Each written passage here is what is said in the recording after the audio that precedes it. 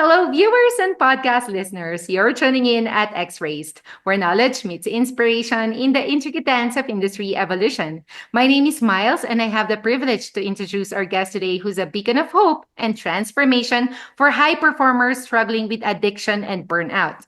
Drawing from her own experiences, she developed the 7 step recovery code system, an approach that has since transformed the lives of countless individuals, including athletes and Emmy Award winners.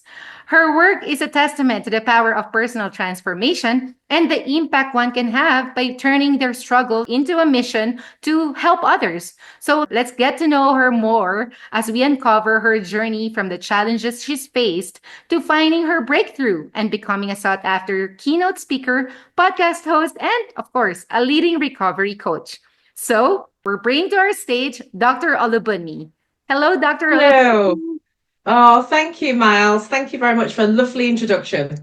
Oh, you're very much welcome. Thank you for gracing our humble show to tell us your story, the unique system you've developed, and how you're redefining recovery for people who seem to have it all on the outside. So, Hmm. first up, your journey from overcoming your addiction to becoming an award winning recovery coach, speaker, and podcast host. Your story is deeply inspiring. So, could you share what led you to focus on helping high achieving individuals overcome addiction and burnout? What was the moment you knew this was your life's calling? Well, it's basically my story. Mhm. My clients are kind of me. I was the high achiever from school, always getting my grades and doing really well.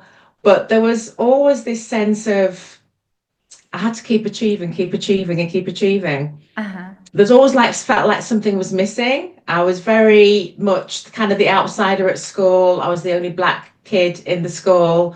So I had a lot of social anxiety. So that with that coupled with, having a very disciplinarian family, I came the African family in England who came to England who wants to do very, very well. Mhm. So there was a lot of emphasis on education, education, education. So I had to do well. I had no choice.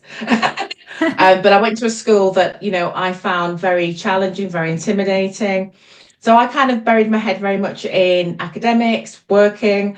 But what I found interesting is the more I worked, that the higher grades I achieved, I didn't feel happy still. There was something missing. I always felt that the harder I worked, the more validation I got from others, Mhm. that, yeah, this would be great. I'd feel better, but I never did. So that was my pattern kind of moving forward, whether it's university, then, getting my kind of medical, sort of, in the medical profession, my qualifications. There was always a sense of something missing. And I discovered alcohol at the age of 12. Before alcohol, it was food. So I would find comfort in food. That would help me. Uh-huh. So I would sneak into my parents' pantry when they were at work, and I would sneak food and eat it, and I'd feel better. Then I'd sometimes disappear into books. I'd love books, and I'd disappear and I'd become a character in that book, and I'd live for days in my head thinking about the story. Or I would watch a movie after school when I finished my homework, and I'd delve into a movie and I'd become that character. So I was very much not happy with who I was. I always wanted to be somebody else. So I'd kind of disappear off. I would disconnect from reality. And I know that school was very challenging for me. I was bullied at school because of my colour and because of my name, Olubumi. I wished I was called Karen, I wish. But Oh, lots of people get bullied at school. A yeah. lot of people may have, they may have different colour hair or glasses or be too tall or so Mhm. that was something that, I had to kind of contend with. So I very much disappeared out of my head Mhm. when I was going through school, still doing well. But I remember at the age of 12, my mom and my family aren't big drinkers at all. We it's for special occasions, for celebrations. And I Mhm. remember that particular Christmas that my mum said, "Would you like a drink of Cinzano Bianco? Just a little tiny sip of it." And I said, "Yeah, okay, yeah, let's try this." And it was just that little mouthful that made me realize, oh my goodness, this is good. Ah. This is amazing. I feel happy. I feel confident. it's almost like the clouds parted and it was sunny and the angels came out and, you know, blew their trumpets. I felt really good. And that was my immediate relationship with alcohol. It made me change the way I felt very quickly. Not, Mm-hmm. you know, quicker than food, quicker than reading books, quicker than anything. It really catapulted me into, I could change the way I feel instantly. I could be Mm-hmm. courageous. I could be confident. So that was very much my trajectory for quite a long time. And it was alcohol was always there. No matter what was going on, I always, in the back of my head, I always had to have that drink. And so that catapulted into, I needed it. Mm-hmm. And I wanted it to, I needed it that, so I had no choice. So very much part of my very big part of my life was alcohol. It was my best friend, it was my lover, it did everything until it I lost control. Yeah. And I lost control and then I couldn't stop. Mm-hmm. And that was when all the wheels fell off. That's when the consequences started to happen. That's when it was affecting my relationship, my careers, everything. I had children by then. So it was a really rocky few years, and I was in and out of rehab 7 times. Wow. And that very, very last time, 7 rehabs in 7 years, very last time I emerged from that rehab, and I said to myself, there has to be a different way. Yeah. There has to be a different way because I can't carry on like this. I Mm-hmm. couldn't face my children. I felt very ashamed, felt a lot of guilt that why can't I control this? Why? I'm an intelligent woman. I'm a high achiever. I can ace it at school and at Mm-hmm. uni and in my work, but how come I cannot achieve this what's going on? And I did everything. I did fellowship, I did AA, I did therapy, everything, and it just didn't work. And I knew there had to be a different way. So cut a long story short, and in that time I was burning out as well. There was a lot of anxiety, so I burnt out more than anything. But by chance a friend of mine suggested that I see a shaman. Now, I'd never heard of a shaman before. I'm from the medical profession. It's like, what on earth is a shaman? I mean, I don't, that's rubbish. It can't work. Why? No. Uh-huh. And, but then after a couple of weeks, my physician basically said, let's put you on antidepressants.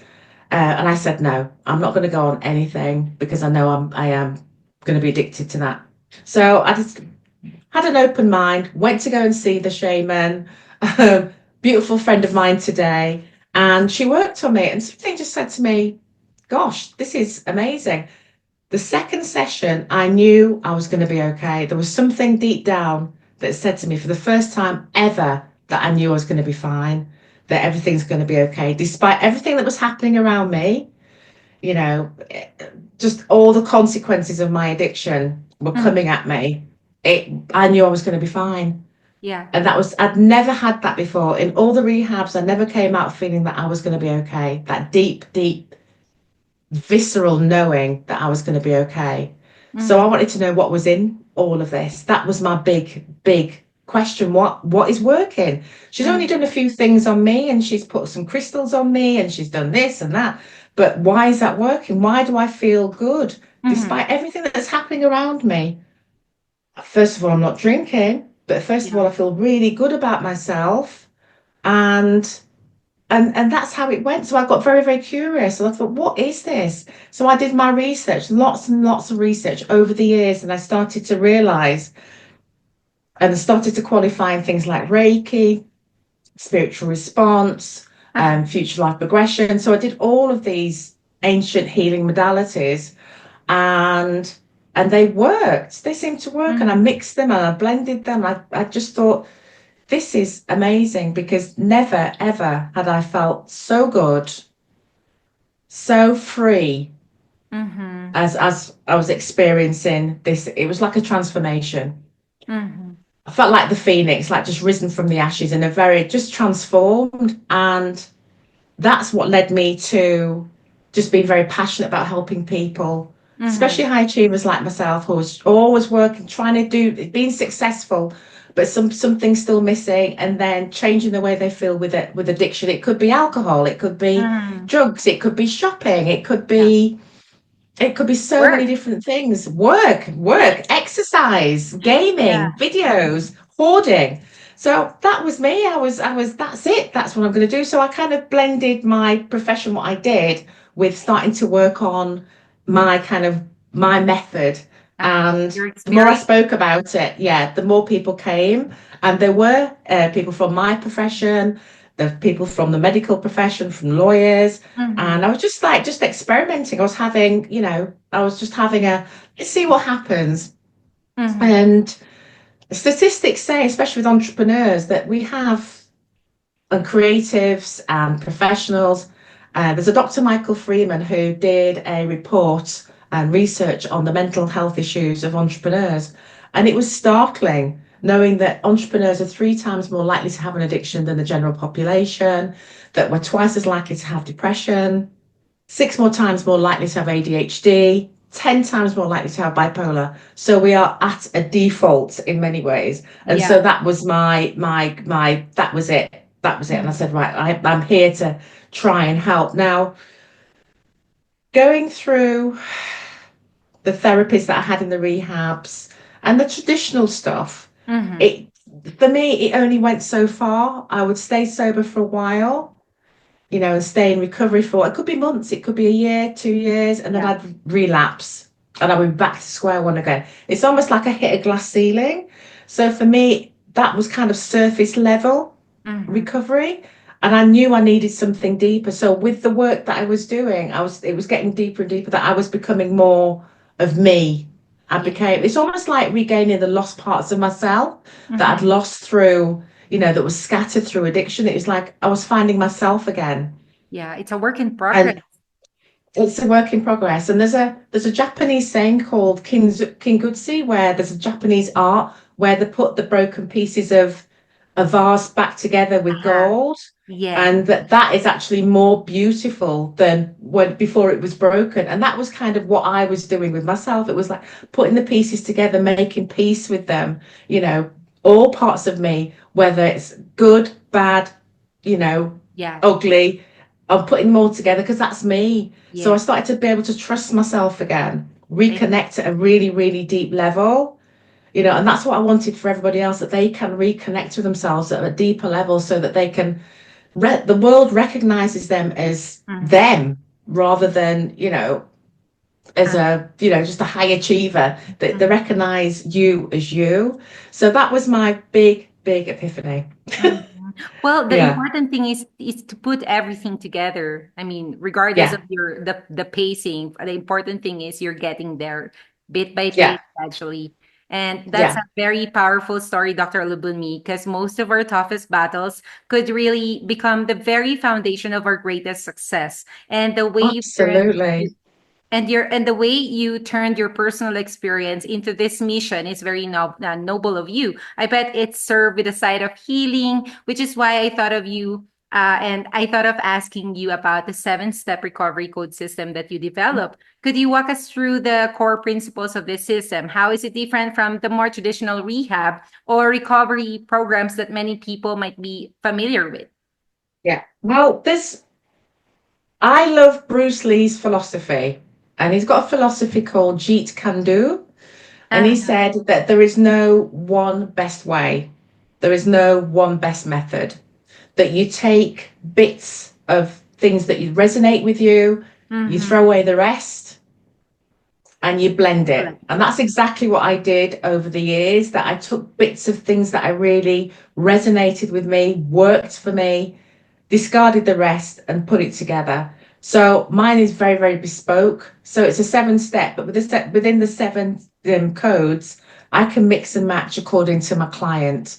So this is how I work. So it's not linear, it's not set in stone. Mm-hmm. We can work backwards, work forwards, but it's basically recoding the energetic system, our energetic system. So that's where I'm coming from. Whereas we're looking at traditional methods, which are focusing on the mind and body, I'm actually focusing on the energetics. Now, the energetics is primarily, we have a physical body and we have an energetic body, which covers the same dimension. So we don't see our energetic body because it's a higher frequency. Mm-hmm. So the physical body is denser, it's a lower frequency. So we see ourselves, but we also have an energetic body, okay? And the energetic body and the physical body work in harmony. We heard of chi, life force, yeah? Have you heard of life force, energy, chi, ki? Yes. Yeah, so that's about life force. So our energy body is the life force. It's the life force. Where we have blood vessels in our physical body, the energy body has meridians. And this Yeah. is what acupuncturists work with, is the meridians. So the flow of energy is through the meridians. It's like the flow of blood through our blood vessels, Mm-hmm. okay? And it feeds our energetic system. And when it's blocked, like a blood clot, so if you think of, say, a trauma or an upset, or it becomes blocked. So the chi becomes blocked, there's a blockage. So that it's like an engram. So that forms the thought, the emotion, that traumatic emotion lodges in our energy body. So it's like a blood clot, and it kind of stops the flow of chi flowing nicely. And Mm-hmm. this is what happens. So basically what I'm doing is removing, dissolving the energetic patterns of addiction, because it's Uh-huh. there. Whereas the physical conventional is working with the mind and body, we've forgotten that we've got an energy system that has a Mm-hmm. memory, and the life force is very intelligent. The intelligent energy of our key is the life force, and if it gets blocked, our chakras get blocked. That's when we have what we call an energy disruption. And I Mm-hmm. do believe that we have an energy disruption before we actually have the disease, before we actually have the problem. So Yeah. it's about really dissolving the energetic patterns of, it could be addiction, it could be drugs, it could Mm-hmm. be trauma, PTSD, Yeah. and it's dissolving that while we're working with the body as a whole. So the bedrock of my 7-step kind of recovery system is dealing with frequency. Mm-hmm. So mine is mainly frequency. Talking Mm-hmm. therapies only goes so far. And that's been my experience and many experience of so many people that have come to me, that they're doing so well and struggled. But when we're talking about talking therapies, we're sort of re-traumatizing again. Yeah. It's not going anywhere. It's stuck in the energy body. So it's okay to, to have conventional Mm-hmm. healing, but have the energetic frequency done as well. So that's basically one of the key aspects. The other key aspect is I go cellular, Okay. because any healing has to be from the ground up. Mm-hmm. So it's a mind, body, spirit, but we're going to the cellular level. So I work with bioelectromagnetic medicine. Okay, again, that's frequency. And we're going to the cellular level, between the cells, between where we've got all the microorganisms, all the Mm-hmm. pathogens. People don't realize that certain bacteria actually, they dictate your thinking. Yeah. So once you've, had, alcohol in your system for a while, you may have a substance called candida, which is yeast Yes. infection, but it's there. And yeast actually does really affect our thinking, Right. that we want to crave, that the cravings, because the yeast is Mm-hmm. an intelligent body once again, and it wants to have that sugar, it wants to have that drug. So we're having to get rid of the microorganisms. So it's a complete energy detox, cellular detox, and then we're going down to the epigenetics, which is the Uh-huh. DNA expression, ancestral healing. A lot of traumas that aren't ours, a lot of stories sometimes we tell ourselves, and we think, where does that story come from? Why am I self-sabotaging myself with, I didn't even know I've done that. This isn't me. It's Mm-hmm. probably through our ancestry. So with our DNA, going back, say, maybe 1 or 2 generations, maybe there was a trauma. It could have been war, it could be the Holocaust, it could be anything at all, abuse. The DNA gets tagged at that moment of abuse with what we call an epitome, and it tags to the DNA. So it's a memory that's still there, and it activates when there is a stress in today in your body. And so that memory comes up to that for that person, and so they get re-traumatized by something that happened historically, centuries ago, decades ago. Uh-huh. So I go to the epigenetic level. to remove those stories. What are the stories that you're telling yourself? Are some of these stories true? Yeah. Maybe it's handed down from grandparents to parents. So the ancestral side, I think, is very, very important. So again, I'm cleaning up the epigenetics as much as possible. Uh-huh. So really, it's a three-pronged attack. Mhm. Wow, So so that is many basically, factors. yeah, so that's the Mhm. so, but we're layered. I mean, for us to think we're just one surface, one dimension, I think is where, we need to really improve where we're going wrong. And I think that's where therapies are going wrong, that we have everything. Our body keeps the score. Our energy body also keeps the score. So we Uh-huh. have to clean up, clean up, clean up, clean up. Well, so blending science, practicality, and of course, a bit of soul, that's actually recovery reimagined. So let's Yeah. peel back some more, Oh, Dr. Bini, because yeah. I'm curious how you tailor recovery for high performers. And addiction and burnout don't discriminate. We know that. But your work specifically focuses on high achieving individuals. I mean, those who are at the top of their game. You've been Yeah. helping the people in this specific group. So, I mean, to overcome personal battles while maintaining their professional success. So, how do Mhm. you customize your approach to cater to such a unique, high pressure clientele? Yeah. It depends on the individual, but many of my clients are traveling a lot. They have appearances. They can't really kind of slow down in many respects, although we kind of do a lot of advice in, how to tailor and stop the overwhelm. But we need to be able to be realistic that, they have a business to run, and or they may be on stage, they may be doing various bits and pieces. So I love to just really sit down with them and take time and see what their schedule's like. I may have to travel with them or travel to their destination.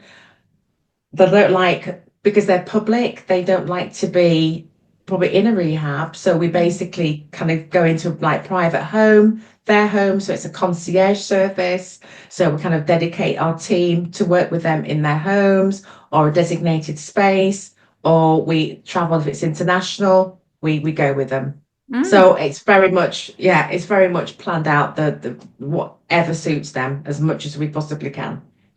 So, what an extra mile then. You're meeting these clients right where they Yeah. are, physically, and I must say figuratively. Yeah, And I mean, it's a very much of a high touch service. mm-hmm. And Yeah. this group, I assume, being high performers, are really hard to slow down. So your tailoring approach to attain that balance that they need. How do you Yeah. even do this? I mean, what's the method you use behind your magic? I heard you have a fusion of energetic somatic healing approach, as you mentioned earlier. So could you Hmm. explain how these elements come together and why this holistic approach has been so transformative for your clients? Because again, a lot of it is around frequency, and Mm-hmm. and it works kind of without you having to talk, too much talking, and it works as in we give them the techniques as well. But how we start off is using the bioelectromagnetic medicine, bioresonance. So we're working with them to kind of to start getting the energy aligned. Then I'm working with things like future life progression, which is Okay. connecting to their future, Uh-huh. so that they have very, very successful, but they want to go that step further.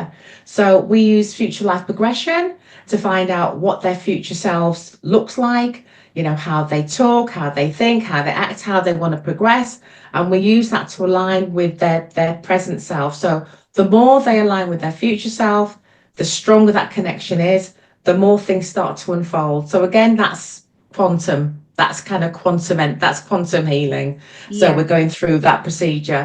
Then we're using crystals, for instance. So Mhm. crystals again, just to kind of help again dissolve the thought forms in the energetic body. So we're using that. So it's kind of a real mixture of things. Also, it's so important. Food is medicine. Food is vibration. So we find out the right foods for them to be eating, consuming, that'll bring Mm, up their interesting. vibration. That's very important. Yeah, foods, herbs, all of those carry a vibration. Herbs have a very high vibration. So we really do look at their eating, what they eat. If you're having, for instance, ultra processed foods, that will bring down your vibration, Yeah. because ultra processed foods have no vibration whatsoever. So Mm-hmm. the whole foods have. So we tailor what what they need to kind of, as a nutritionist, I have on board what is the best nutrition for them to raise their vibration. Mhm. So this is all the kind of mixing and matching, and we're using the power of thought, the power of word. So again, where really over those sessions, over the time with them, we teach them energetic healing techniques where you can go into a boardroom, you don't have to say anything or do anything, but you can actually ground yourself, better communication, Mhm. attract people. So bring that confidence. If someone has social anxiety, we teach them how to kind of work with boundaries, energetic boundaries, and how to do that. And again, it's something you can do and sit there and nobody would even know. So that's the beauty of energy work. So we have a protocol that we teach, our clients. So that's right. So there's so many things wrapped into it, but it depends on the individual. So we have to cater for each person. So it's about blending all of those. So the food, the epigenetics, the intergenerational healing. We're talking about the power of the word to bring up the self-esteem, because many of my clients, although very confident on the outside, their self-esteem is very low. And Oh. again, that's because of external validation, Mhm. but they've lost their internal validation, internal trust in themselves. So we Mhm. do an awful lot of work around that. So that's basically, it's in a nutshell. But as I said, everybody is different. Every client of mine is different. So it's a different thing for a different person. Uh-huh. So science as the base with a splash of energy work and a twist of ancestral healing. Honestly, I think you Yeah, might have just redefined the term well-rounded approach. definitely. Definitely. Yeah, and Well, it has to be. It has to uh-huh. be. And Mm. and for sure, with the caliber of expertise that you have, there's something more, Dr. Olbunmi. So why don't you tell us the legacy you're building? You've taken on dual roles as a podcast host and keynote speaker, which is another avenue for you to amplify your message to your audience. When you think about the future, what legacy do you hope to leave through your work, and how can our audience connect with you to learn more? I mean, perhaps to collaborate or begin their journey with you. Yeah, so I've just started this podcast and it'll be launching in January. So I'm very excited about that. And it's bringing together lots of experts who can help somebody in recovery, stay in recovery. And it's all about it's okay getting into recovery, but it's staying there. So it's finding what we call that sweet spot is what is the best way that you can keep your recovery maintained and have a joyful existence. And just to let the listener know that addiction, even if you're at your rock bottom, it is the start. If you look at it, the flip side, it's like the very start of transformation. This could be deeply transformational. And this is how I viewed my recovery was that, okay, I'd went right down, but I can really change. I can become a different me or the real me or the true me. So it's the start of a fantastic journey. So always take heart of that. And also just to let, the listeners know that you're not your addiction. You are not your addiction. And as I've just explained, there's so much that goes into really good recovery. It's not about willpower. Willpower can only get so far. So never beat yourself up. You're not weak-willed. You're not anything like that. You just need a good strategy and a good system and a good energetic detox. And this is what I want to leave as a legacy is frequency. Frequency is the future of medicine. It's already here. It's starting to come to the fore, and that is the next level. The next quantum level of healing is frequency. So that's the legacy that I want to get out is that we can work with frequency, work with our energy Uh-huh. body to get really, really well. And then just to be gentle and kind to yourselves, everybody. Anyone out there who's struggling with any addiction, whether it's drugs, whether it's shopping, anything, or burnout, just be gentle and just be compassionate, okay, with Mhm. yourself. Well, that's You'll a get there. legacy worth celebrating. Your vision isn't just about recovery, it's about empowerment, transformation, and reclaiming life at its fullest. So, thank you for Totally. your time and effort you've put into having this talk, Dr. Olabunmi. It's an absolute pleasure having this conversation with you. Oh, thank you very much. Thank you, Miles. You're welcome. So that's it for now, folks. I know you're walking away with a renewed sense of hope and possibility. This is definitely your cue to reach out to Dr. Olabunmi, and don't forget to catch her podcast soon. Thank you for tuning in and for inspiring us to provide more inspiring and enlightening episodes like this one. This has been your host, Miles. Stay focused and inspired with X Raised.